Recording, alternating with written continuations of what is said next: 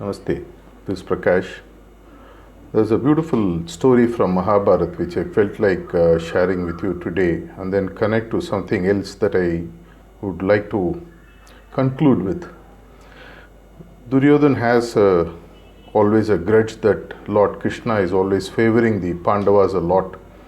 So one day he sort of meets Lord Krishna and says, "Why is it that you always seem to favor Pandavas?" This was much before the war and all that was set. This was even during the younger days. So Lord Krishna said that, obviously they use their heart better than what you do. So Duryodhan said, "I don't believe what you say," and he says, "I'm ready for a duel if need be." So Lord Krishna calls him and then gives him a big palatial room, very big room, and then says in the next about 2 hours time, fill up this room. It has to be filled completely.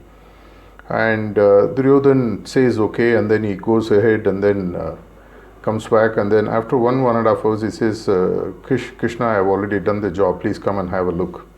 When Krishna goes there and has a look at the room is completely filled with haystack. He is not even able to enter the home. He has to stand outside. There is no plate even for Lord Krishna to get in. And then he gives a smile. So Duryodhan says, "Why are you smiling?" He says, "Before I give the answer, let's go to the other side of the town where Pandavas are there. I'm going to give the same job to them and let's see what happens." And then he goes and calls the Pandavas without saying what had already happened. He says, "I'm going to give you a very palatial big home, a very big room, and I need you to fill it up in about 1 hour's time with whatever is possible. The room has to be really full."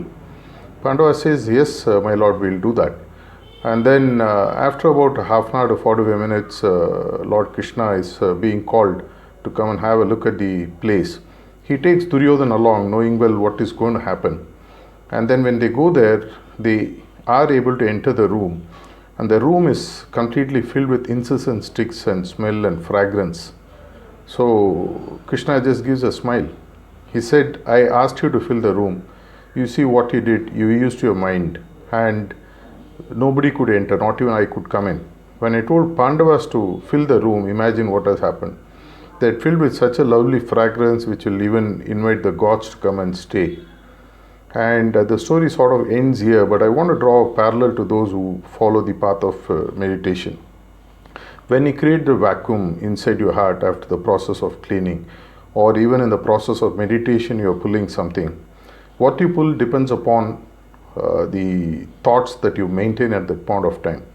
You can maintain the thoughts like what Duryodhan had, like haystack, or you can maintain thoughts of purity, which is nothing but the absolute divine which is inside your heart. And imagine what fills your heart. Do you want the heart to be filled with haystack, or do you want your heart to be filled with the incense and sticks, the smell, the fragrance that goes with that? In some way, both are equivalent to the constant remembrance that one maintains. Constant remembrance of lowly material life and the things that go with that would be like haystack. You fill it up with your heart with that, your mind with that. There is no room for anything else of a higher order nature to get in. But if you're able to consistently be in remembrance of the God, of the Guru, of the Master, imagine what your heart can be filled with. Of course, there is a two side to it. The positive side, the pleasurable side, is that once your heart is filled with nothing else other than divine thoughts and that of the Master, and you develop a craving and the feeling for the Master, everything what happens to you happens because He is there and He takes over your life in full. What else can you ask for? But let me share a very interesting anecdote before I close off this specific video. Once the topic of constant remembrance came up and Chariji made a very joking remark. It's actually, it's a very painful process, and everyone was stunned. How can it be? He said, imagine having the Master inside your heart all the time, constant remembrance, being in His remembrance. Do you think you have a chance of doing anything silly or funny in your life? Because that guy, the exact word he used, that guy is sitting there inside you and watching everything all the time. That is the funny side of it. In a way, it's sort of a pleasurable pain to carry the Master with you all the time.